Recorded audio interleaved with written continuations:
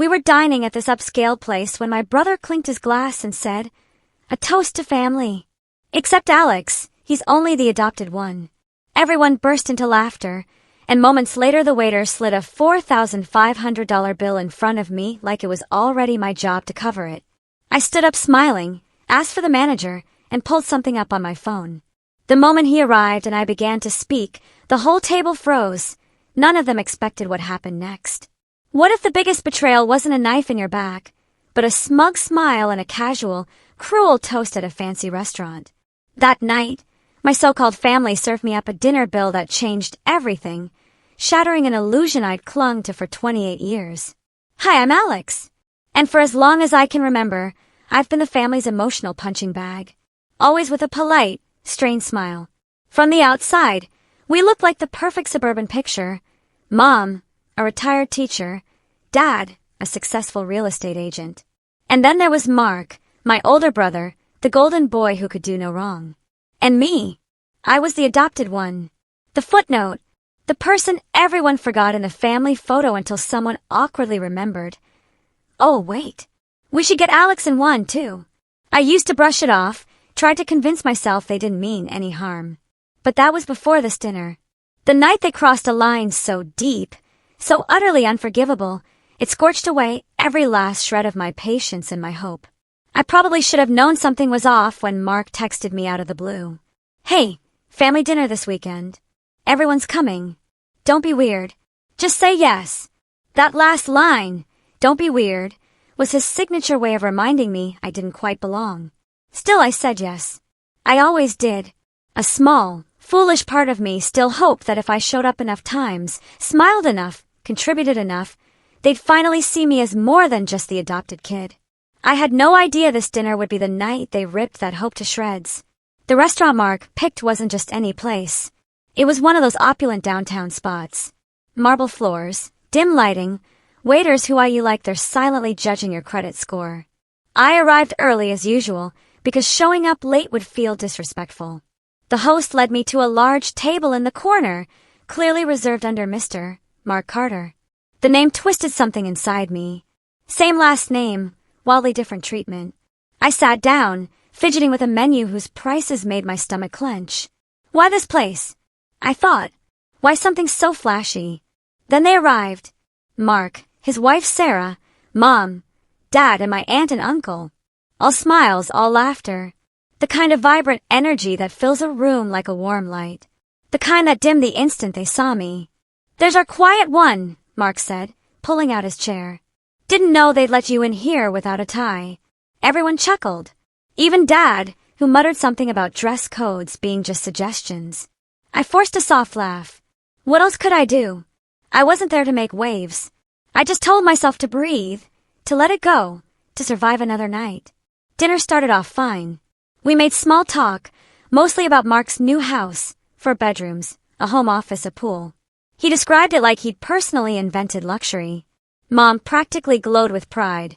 "You've always been so ambitious," she cooed, reaching for his hand. "You remind me of your father."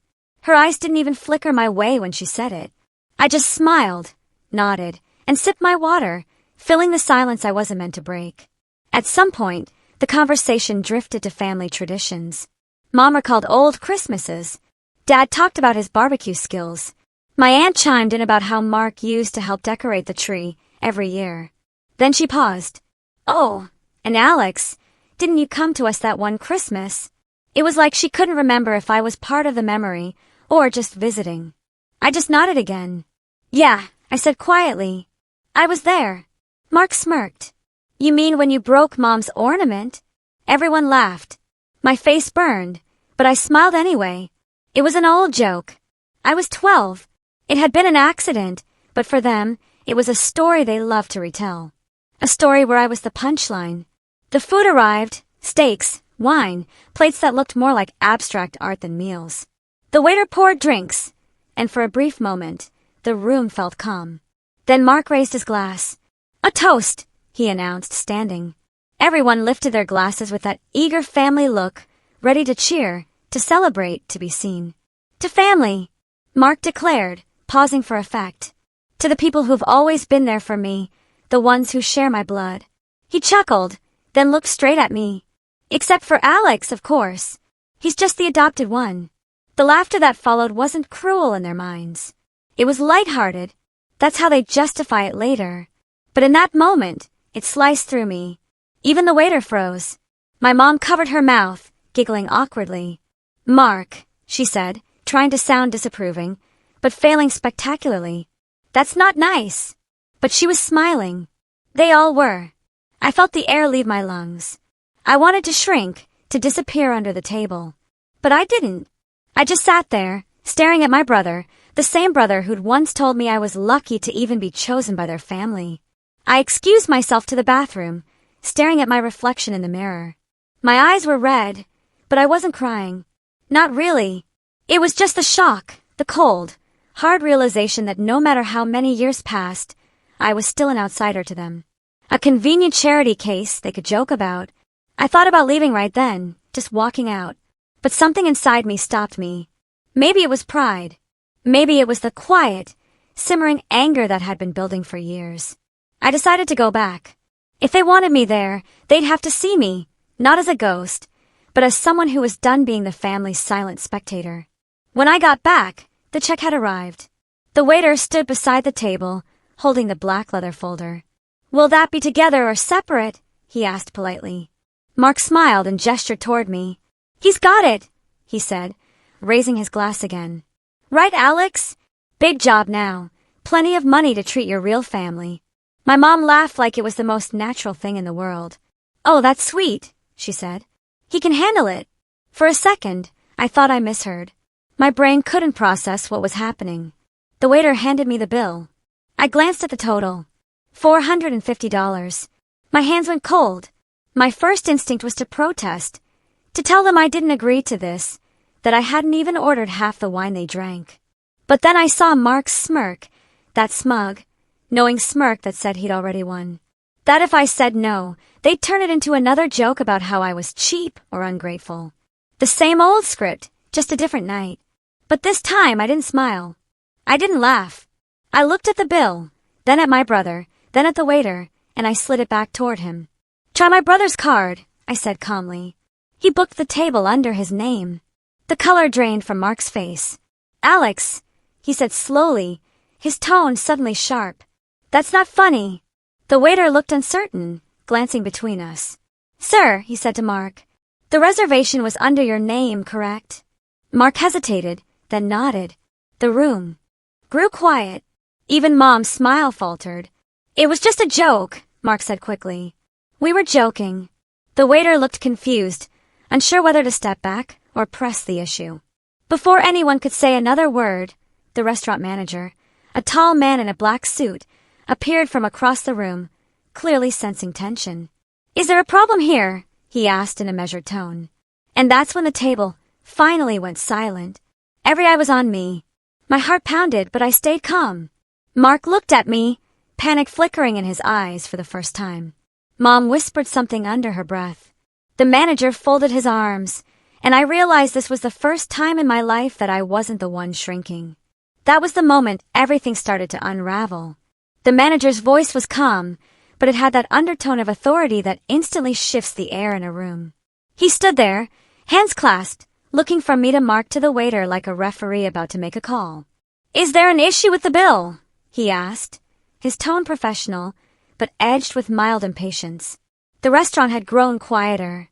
You could feel eyes from nearby tables flicking in our direction, catching bits of attention like static in the air. Mark's confident grin faltered. "No issue," he said quickly, trying to smooth it over. "Just a misunderstanding." He chuckled awkwardly, glancing at me as though I'd play along and laugh it off, too. But I didn't. I just sat there, calm, steady, almost too quiet. My heart was hammering in my chest. But outwardly, I looked like someone who'd finally stopped being afraid of the noise. The manager raised an eyebrow. "A misunderstanding?" "Yes." Mom jumped in, her voice light, too cheerful. "My boys just like to joke, don't they?" She gave a tight laugh, her eyes darting between us like she was trying to telepathically order me to drop it. "Family humor, you know how it is." The waiter looked unsure. He still held the bill, clearly uncomfortable. Sir, he said to Mark, since the reservation is under your name, the charges are typically placed on the booking holder's card unless specified otherwise. Mark's jaw tightened. That's fine, he muttered, pulling out his wallet with exaggerated annoyance. He swiped his card, signing the receipt with a sharp flick of the pen, then tossed it back at the waiter like it burned him. There, he said, glaring at me. Happy. The manager gave a polite nod, murmured something about enjoying the rest of your evening, and walked away. But the silence that followed was deafening. You could hear the faint clatter of dishes from another table, a laugh from somewhere across the room. But at our table, there was only tension, thick, suffocating. Mark leaned forward, his voice low. What was that, Alex? You trying to embarrass me in public? I met his eyes. I wasn't the one who made a joke about being adopted in front of strangers. Mom sighed heavily. Oh, for heaven's sake. It was just a joke, she said. You're so sensitive sometimes, Alex. Honestly, you need to learn how to take a little teasing. A little teasing, I repeated quietly. You all laughed. Dad finally spoke. His voice, that deep, no-nonsense tone he used when he wanted to end a discussion. Enough. It was inappropriate. Yes, but dragging it out makes it worse. Let's not make a scene. Mark smirked, leaning back in his chair. Yeah, Alex, don't make a scene. Something inside me twisted. For years, I'd taken that same tone, the patronizing calm, the unspoken, be grateful we even invited you. I'd taken it because it was easier than fighting back. But this time, I didn't let it go. I just nodded slowly, grabbed my coat, and said, You're right. No scene. I stood up, dropped a 20 on the table for the tip, and walked out. Outside, the air was cold and sharp. My breath came out in white puffs as I stood there for a moment trying to process everything. The neon lights from the restaurant flickered on the wet pavement, and for the first time in a long time, I felt detached, like I'd stepped out of a role I'd been playing for years. My phone buzzed before I'd even made it to my car. It was Mom. I stared at the screen for a second before answering. Alex, what was that about? She said, her tone sharp now, the fake warmth gone. What about? I asked, my voice flat. Don't play dumb, she snapped. Mark was just trying to include you, and you made a big scene. You humiliated your brother in front of everyone. I let out a bitter laugh. He humiliated me, Mom, in front of the whole restaurant. But sure, let's protect Mark's feelings. She paused. I could hear her sigh, the kind she used when she was tired of me not falling in line. You've always taken things too personally. You should have let it go. Mark didn't mean it. He's just joking when he says things like that. I didn't respond because what was there to say? I'd been hearing the same thing my entire life. Mark didn't mean it. Mark was just teasing. Mark was under pressure. And I was always the one expected to understand. That night I sat in my car for nearly half an hour before starting it. I watched families walking past, laughing, talking, taking photos together. It hit me how foreign that felt. Being part of something genuine, something where everyone was seen. In my family, love was a performance, and I was the understudy. Over the next few days, the family group chat buzzed nonstop. Mark sent a message first. Hope everyone enjoyed dinner except Alex, apparently faced with tears of joy. My aunt responded with, Boys will be boys. And Mom chimed in with, Let's move on, please. Nobody asked if I was okay. Nobody mentioned the toast. A week later, Mom called me again. We're doing a family barbecue next weekend, she said. At Mark's place. You're coming, right? I hesitated. I don't know, Mom. Her tone softened immediately, like she was switching masks. Alex, please don't make this into something bigger than it is. You know how much it means to your father to have everyone together. I almost said no, but then I thought about the way Mark looked when the manager approached. The way his confidence cracked for just a second. There was something satisfying about that.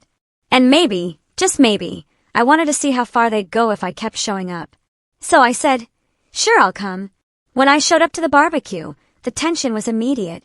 Mark was by the grill, flipping burgers with the swagger of a man hosting a political fundraiser. Sarah hovered nearby, passing out drinks like she was co-hosting a talk show. Mom and Dad were setting up lawn chairs, and the rest of the relatives were scattered across the yard. The moment Mark saw me, he raised his beer can and mock cheered.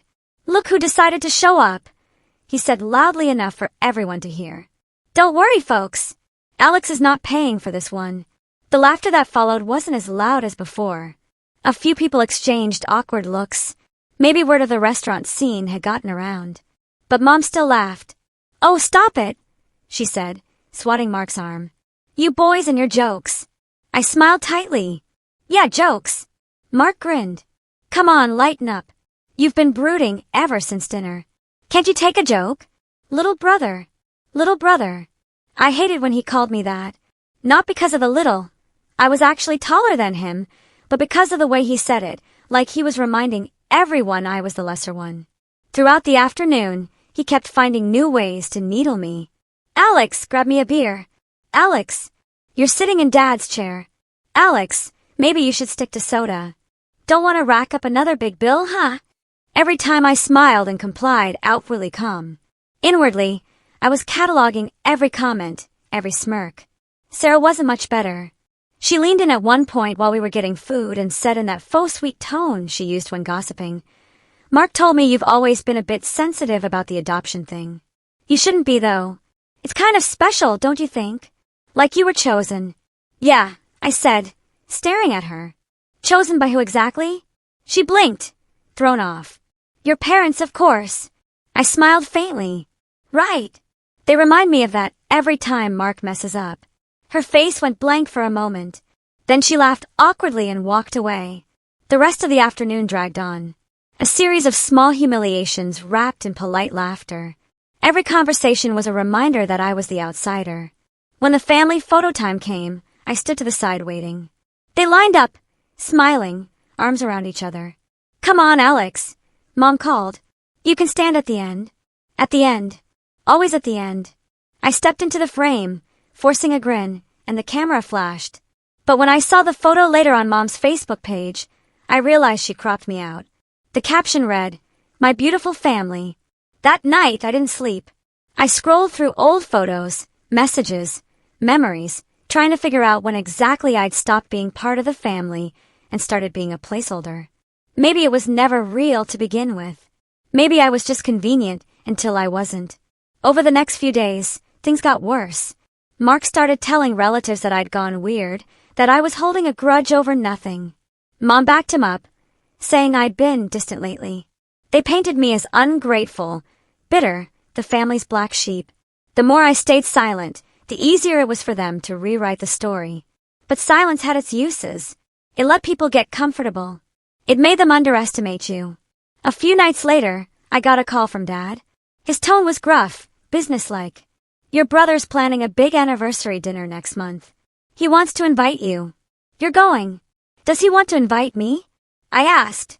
"Or did you make him?" Dad sighed. "Don't start. This family's been through enough tension. You'll go. You'll be polite, and you'll keep the peace." "Sure," I said. "I'll keep the peace." But what I didn't tell him was that something inside me had shifted.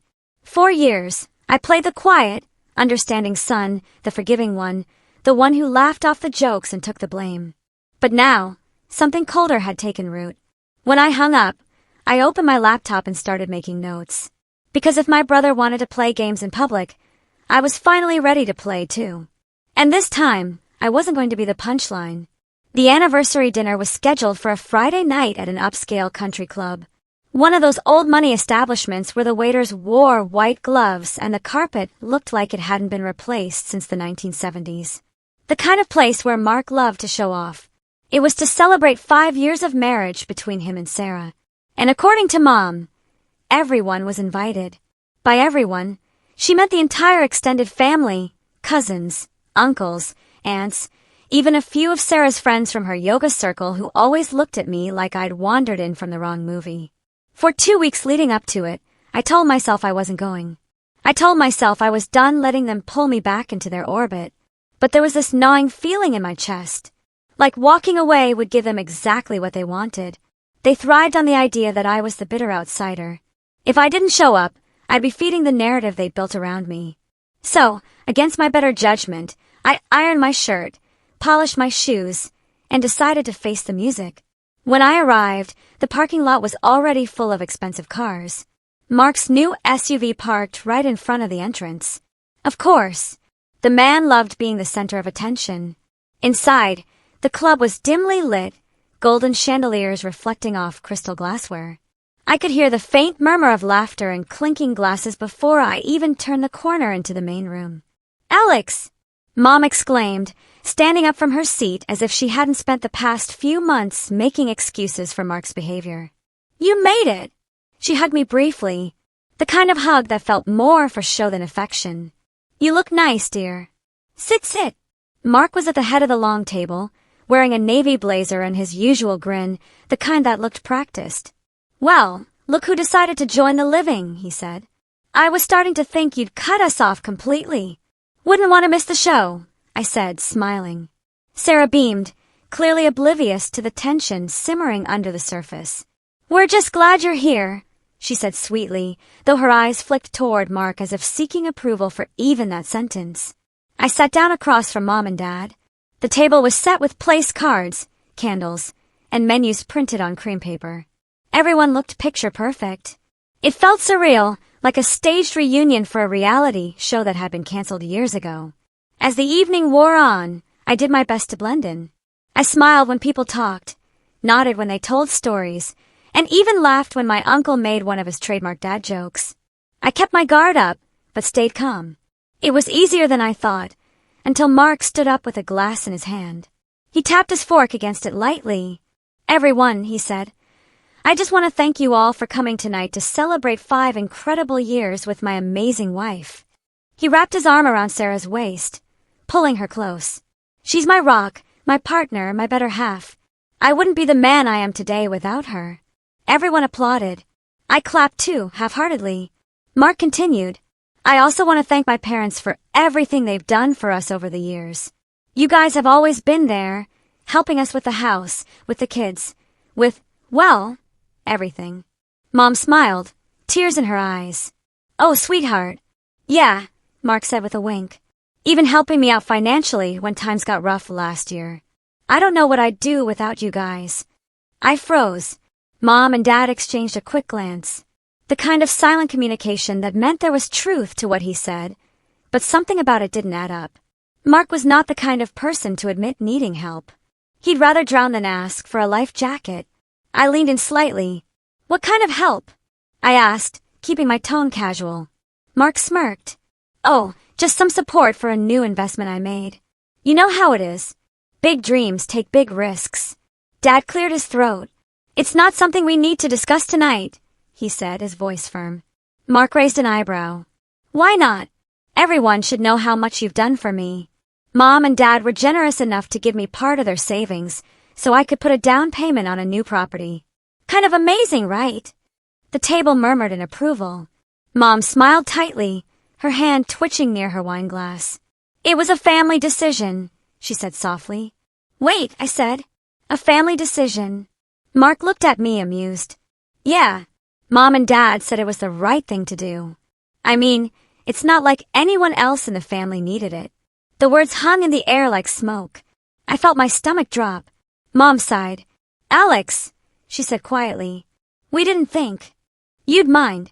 Mark's been working so hard to provide for his family and—" I cut her off. "You gave him money from your savings." "How much?" Dad's jaw clenched. "Alex, this isn't the time."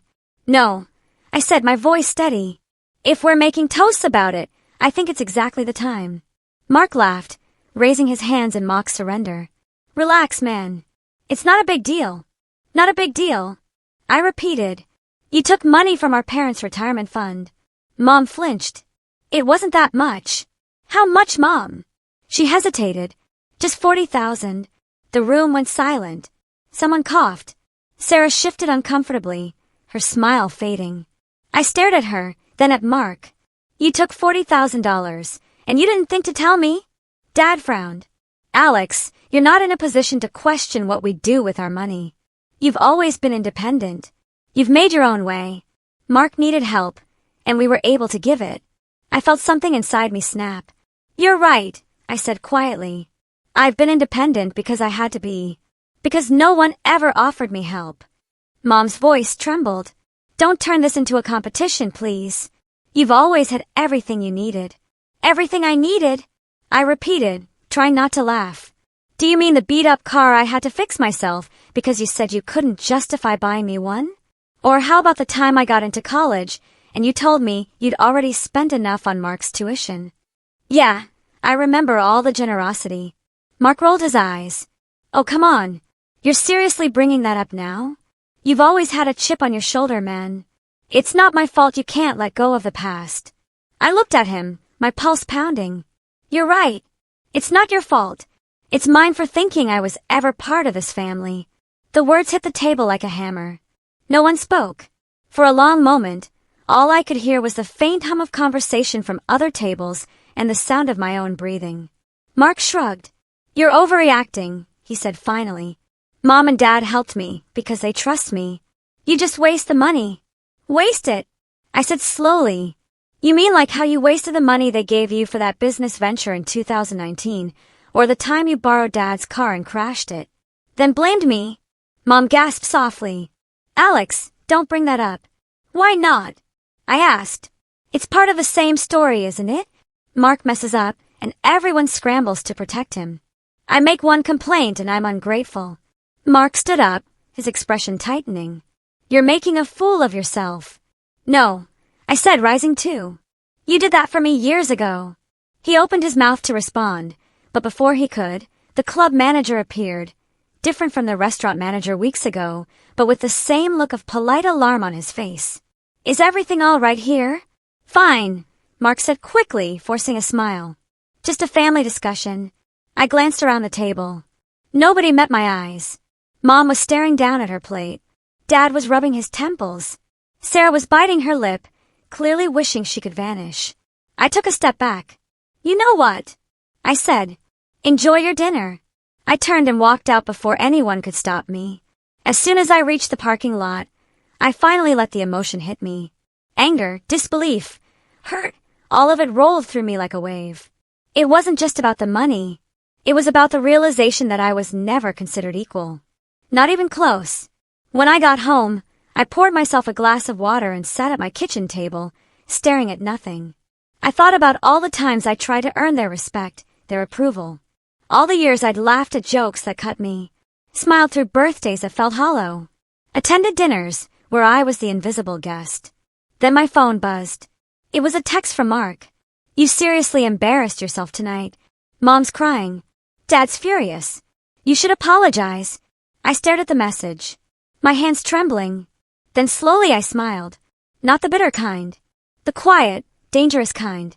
The kind that comes when something finally breaks free inside you. Because at that moment, I knew one thing for certain. This wasn't over. Not even close. The days that followed that dinner felt like living inside a fog. Everything looked normal from the outside. Work, morning coffee, the same quiet apartment. But inside, I felt gutted. I didn't realize how much hope I'd been holding on to until it was gone. That small, pathetic belief that maybe one day I'd finally be treated like family. But after that night, something inside me just shut off. Mom called the next morning. Her tone was clipped, rehearsed. Alex, she said, we need to talk about your behavior last night. My behavior? I asked, staring blankly at the wall. Yes, she said sharply. You humiliated your brother in front of everyone. You know how many people were there? Sarah's parents, for goodness sake. That was supposed to be a celebration. I let out a low laugh. You mean the part where I found out you gave him 40 grand behind my back? She went silent for a moment. We didn't give him anything. It's a loan. I said. And when exactly is he paying it back? Alex, please don't be petty, she said, her voice tightening. Mark has a family to take care of. You don't. There it was. The dagger wrapped neatly in a maternal tone. Right, I said. I forgot. My value is directly proportional to how many dependents I have. She sighed. You're twisting everything. You always do this. You make yourself the victim when no one's trying to hurt you. I'm not the victim, I said quietly.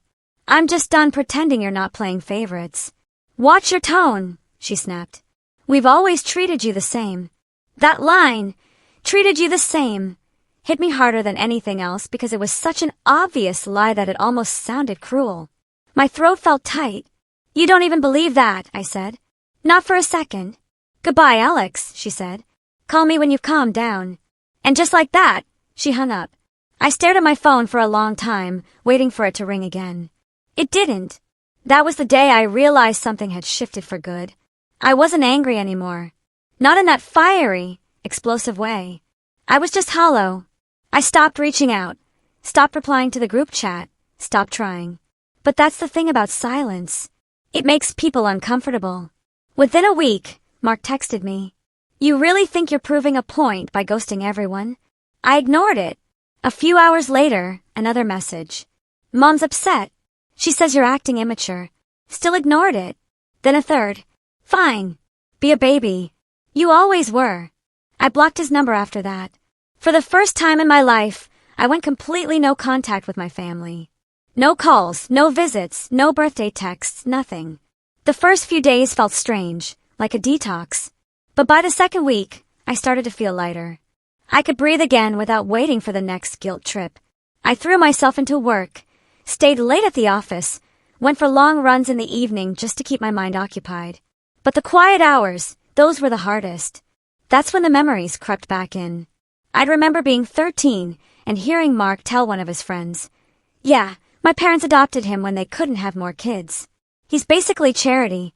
I'd remember Mom saying, "You have to understand Mark's under a lot of pressure, sweetheart," every time he said something cruel. I'd remember birthdays where my cake was store-bought and his was custom, or the Christmas when they gave him a new watch and me a sweater that was on sale. I brushed all of that off back then, convincing myself it didn't matter. But sitting alone in my apartment, I realized it did.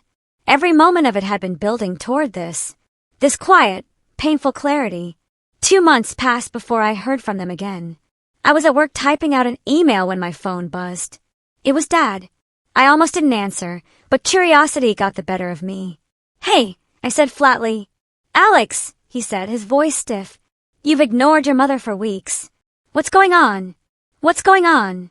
I repeated slowly. "Is that I'm tired." "Tired of what?" he demanded. "Tired of pretending everything's fine," I said. "Tired of acting like I haven't noticed the way you all treat me." He let out a frustrated sigh. "You're being dramatic. Families fight. It's normal." "Normal," I said, my voice tightening. "Dad, you gave my brother $40,000 and told me I should be happy for him. That's not normal."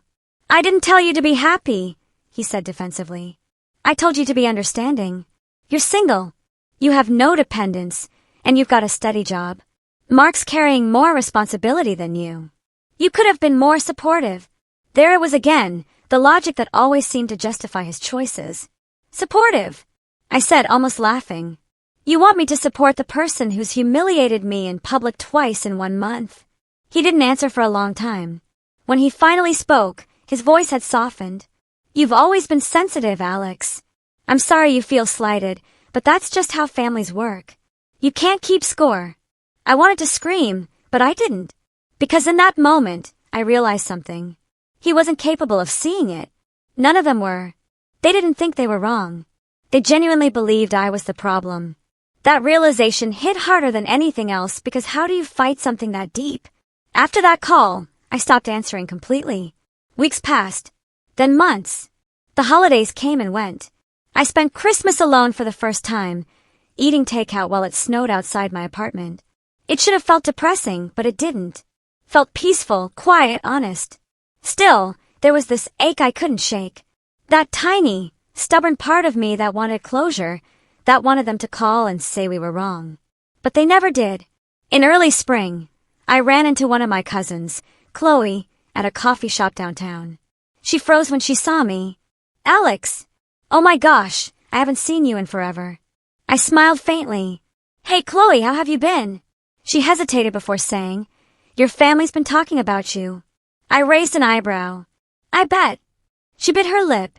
"They said you cut them off for no reason. That you're being difficult." "Of course they did. I don't believe it," she said quickly. "I was at that dinner, Alex. I saw how uncomfortable you looked. It wasn't right." For the first time in months, I felt seen. "Thanks," I said quietly. She hesitated, then leaned in a little. "Can I tell you something weird?" "Sure." "Mark's been bragging," she said. "He said he's opening some new business, something with real estate. He even said he used family funds to start it. Family funds. I repeated. Yeah, that's what he called it. He said Mom and Dad were backing him, but he said it like he didn't have to pay it back, like it was his by default.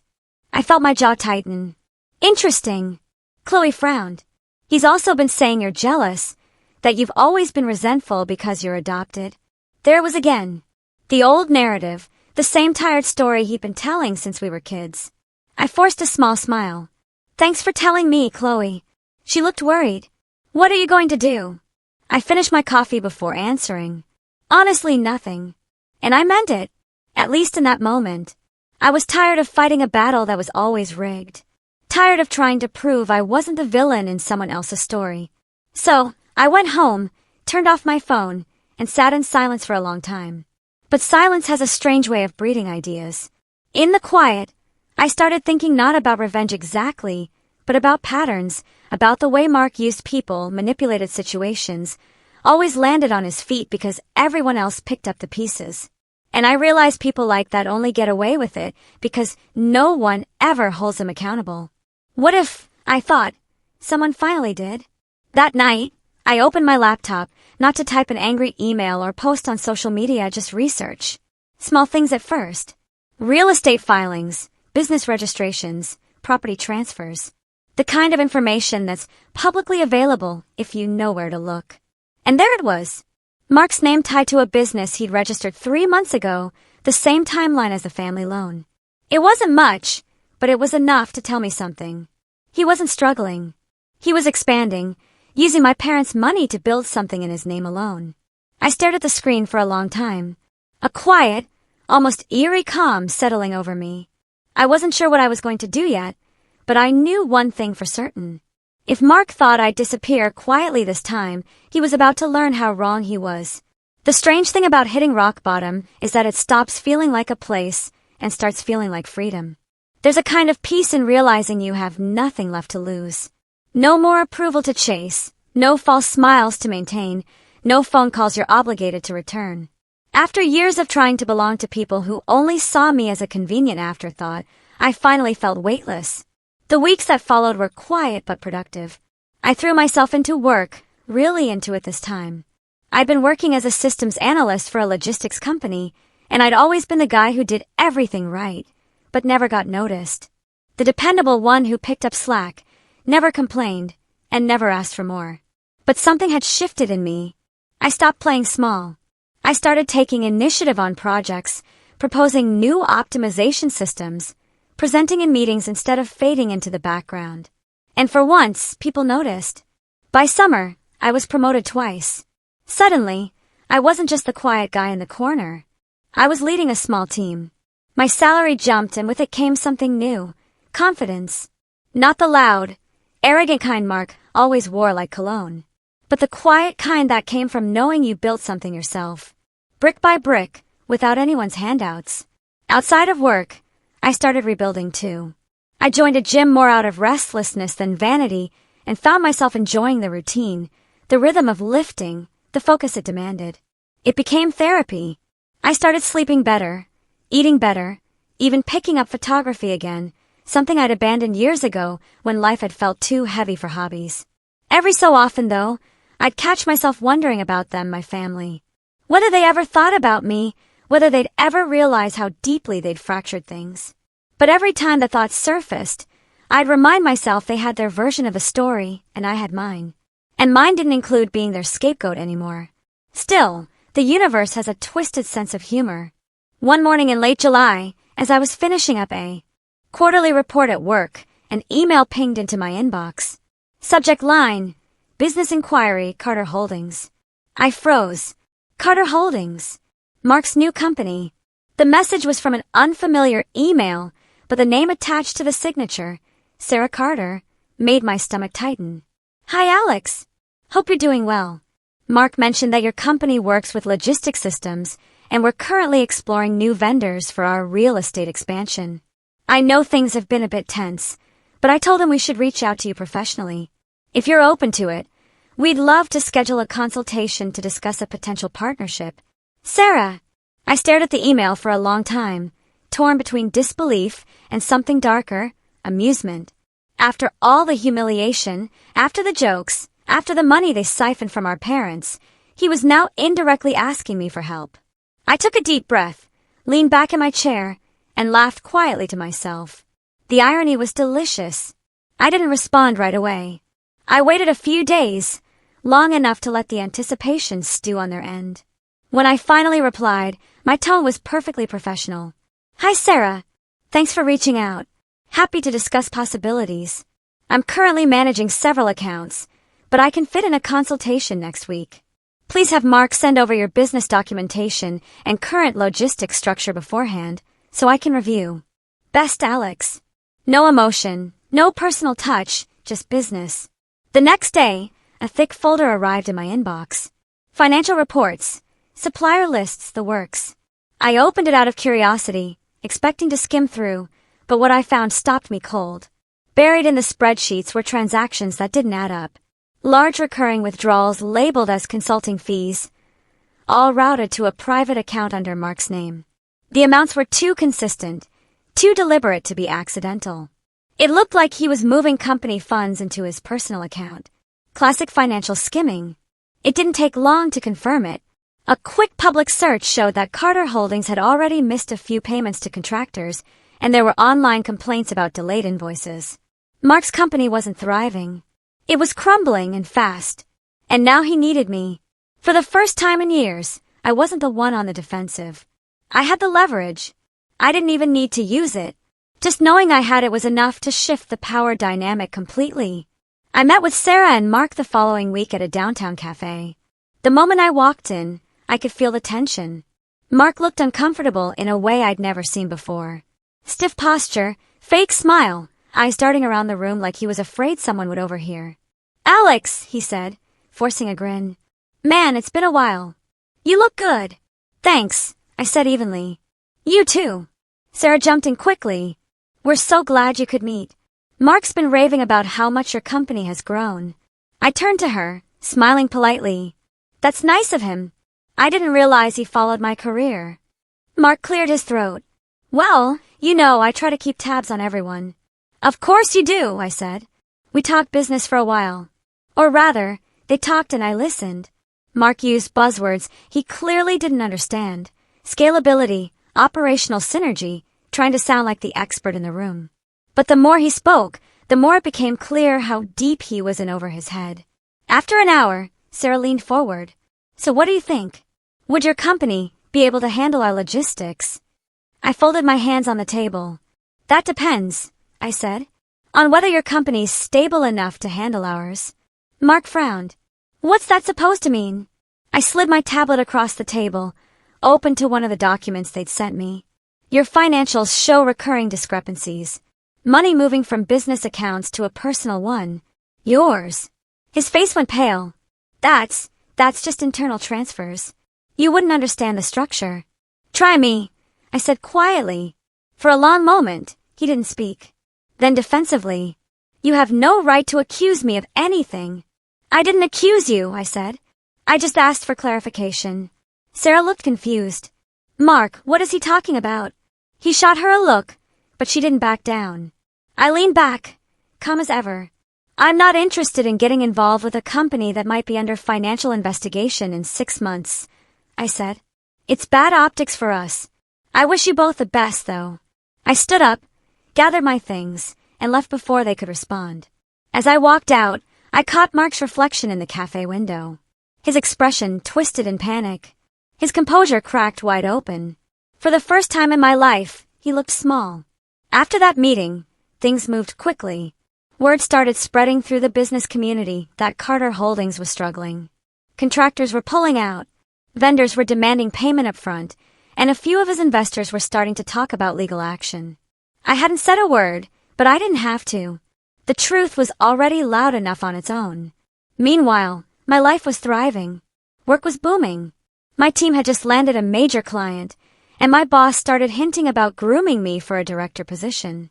I bought a small condo on the edge of the city, a place that finally felt like mine.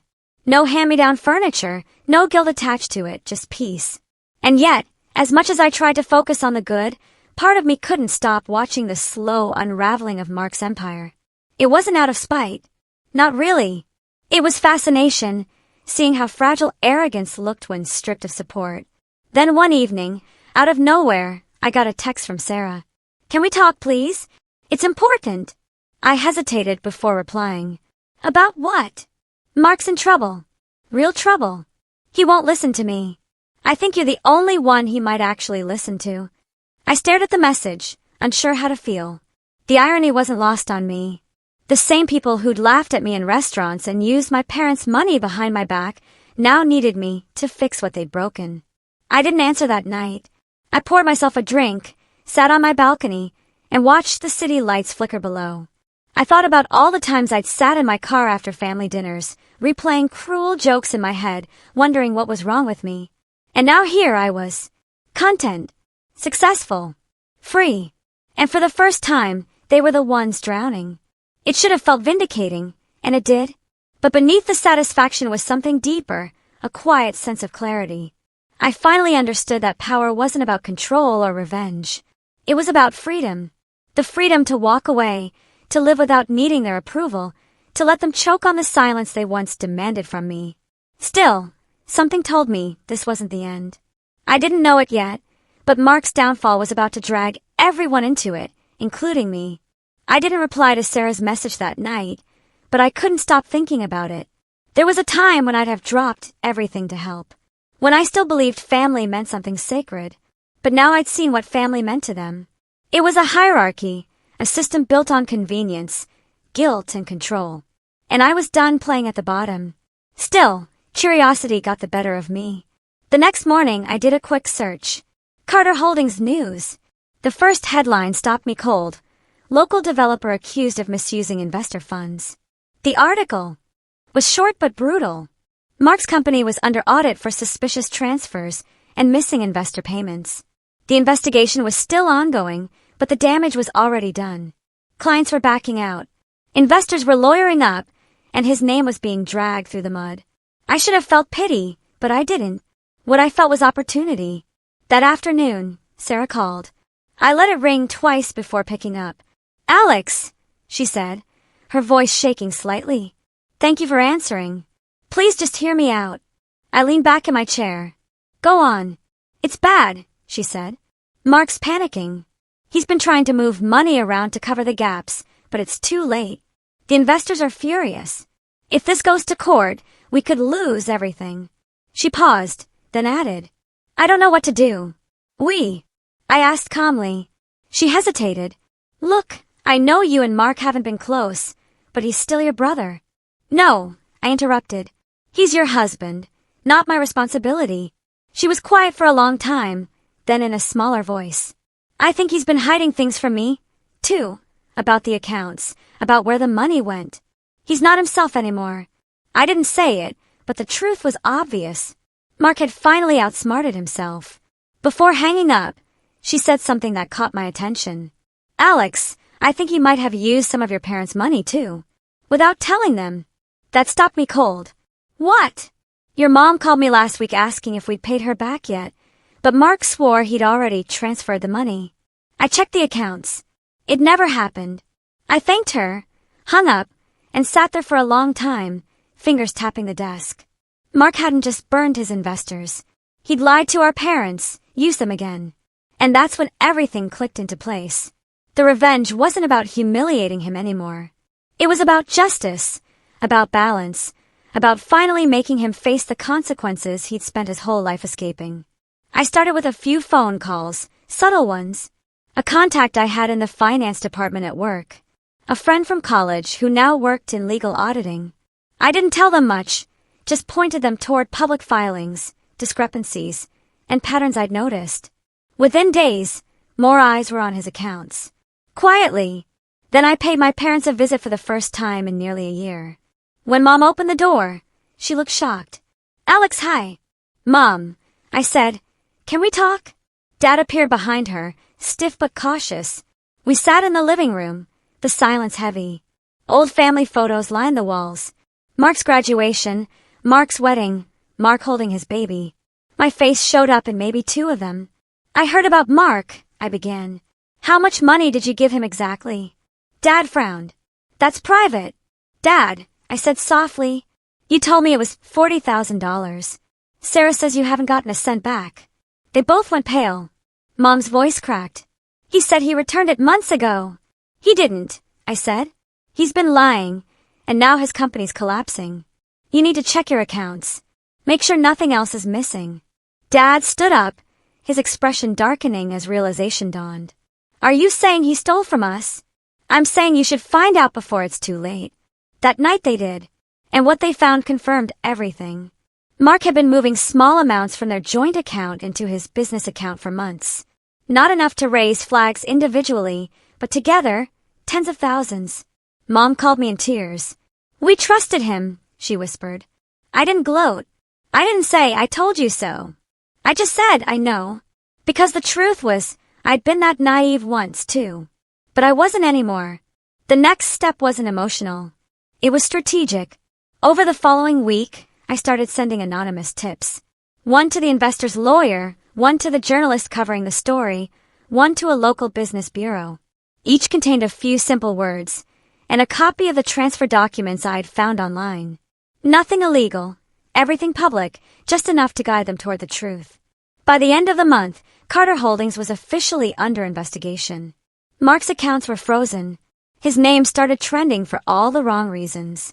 And just when the storm hit its peak, I made one last move.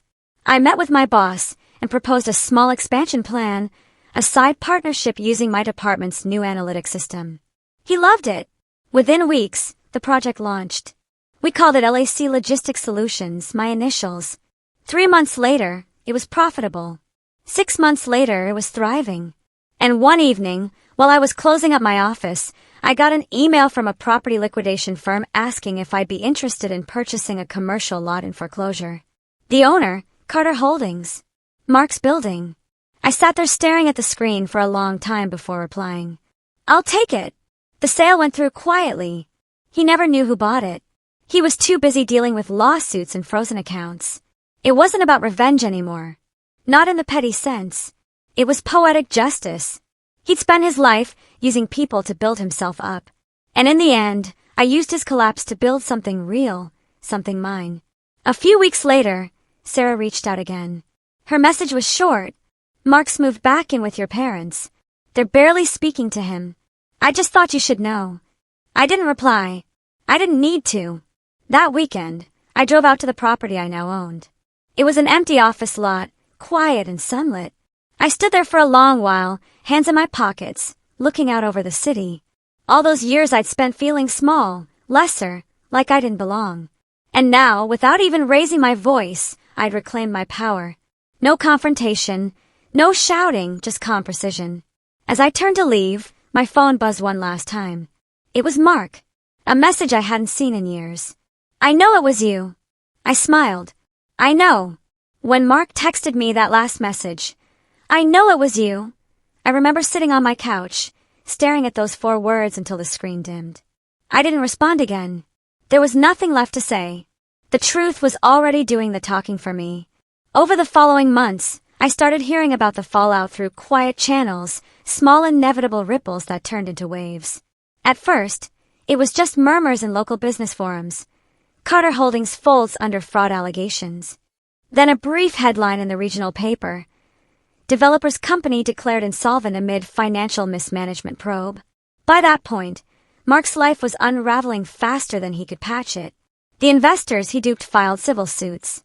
The bank seized 2 of his properties, and his name became a whispered warning in business circles.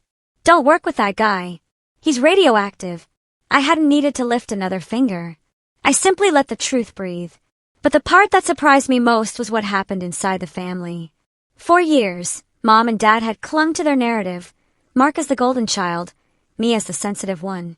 But money has a way of stripping illusions. When the bank statements came out, when they realized their retirement savings had vanished into Mark's ventures, it broke something between them that no amount of denial could repair. Mom called me one evening in early winter. Her voice sounded smaller than I'd ever heard it. Alex, she said softly, we need to talk. I hesitated, then agreed to meet her and Dad at a small cafe near their house. When I arrived, they both looked older, not just physically, but in spirit. There were dark circles under Dad's eyes, and Mom kept wringing her hands like she couldn't stop herself. For the first time in my life, they looked uncertain. "Alex," Mom spoke first. "You were right," she said, her voice trembling. "About everything. Mark. He took almost all of it. He said he'd double it with his property investments. We believed him." I nodded quietly. "I know." Dad swallowed hard, his tone heavy with shame. "He mortgaged our house behind our backs. Alex, he forged my signature on a second loan. We found out last month." For a moment, I couldn't even speak. "He what?" "Yeah," Dad said bitterly. "The bank's taking the house. We're staying with your aunt until we figure something out." It hit me then. Not triumph, not vindication, but something quieter. Sadness, maybe grief for what could have been if they just listened sooner. Mom looked up at me, tears in her eyes.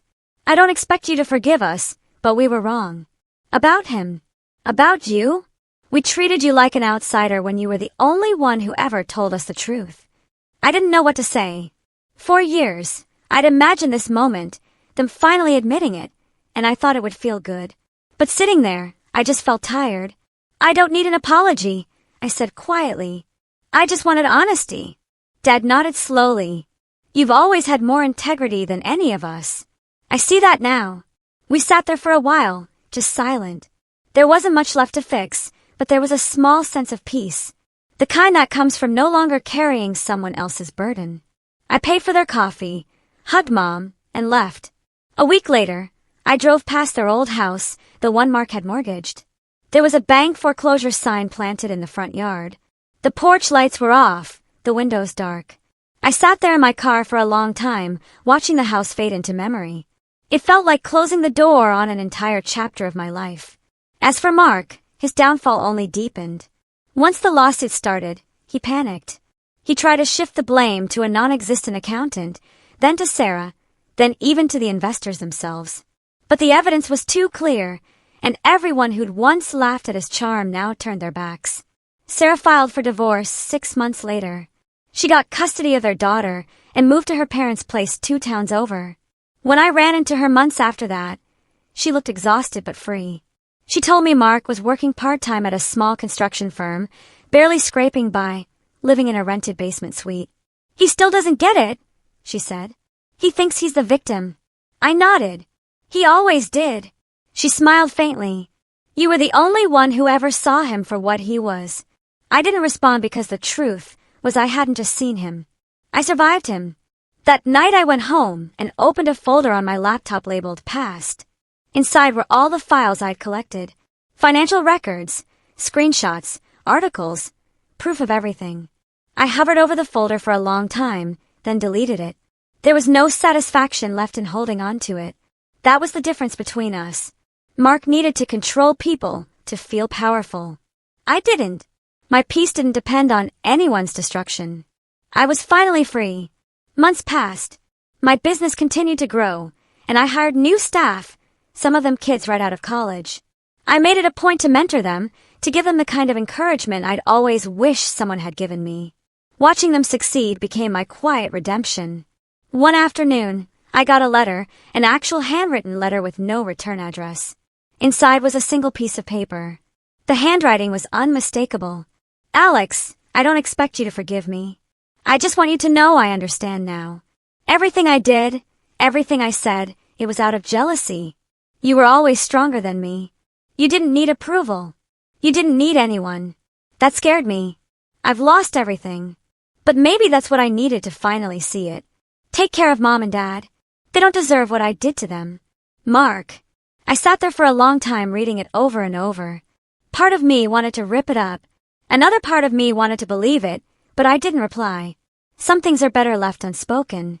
A few weeks later, Mom called again. "He's moving out of state," she said softly. "Starting over somewhere new." "Good," I said. "He needs that." And that was it. That was how the Carter family quietly fractured and rebuilt. Not with a dramatic reunion, not with forgiveness or hugs, but with distance, honesty, and silence. Mom and Dad eventually bought a small apartment downtown. We speak sometimes now, cautiously, carefully, like two people learning a language they once mangled. It's not perfect, but it's real. I visit them every now and then. I bring groceries, fix things around their place. I don't do it out of obligation. I do it because it feels right. Because I finally get to choose what kind of person I want to be without anyone defining it for me. And sometimes on quiet nights, I think back to that restaurant. The toast, the laughter, the humiliation. The moment my brother raised his glass and said, "Everyone, let's toast to family," except for Alex. I remember how small I felt, how powerless. And then I remember sliding that $450 bill across the table and watching his face drain of color. The first crack in a mask that would eventually shatter completely. In a way, that moment wasn't just the start of my revenge. It was the start of my freedom. Because sometimes you don't get justice by fighting louder. You get it by walking away and letting the truth do its work. And when the dust finally settles, you realize the sweetest revenge isn't watching them fall. It's watching yourself rise. What do you think? Have you ever had to find your own peace by walking away from people who were supposed to be family? I'd love to hear your experiences in the comments below.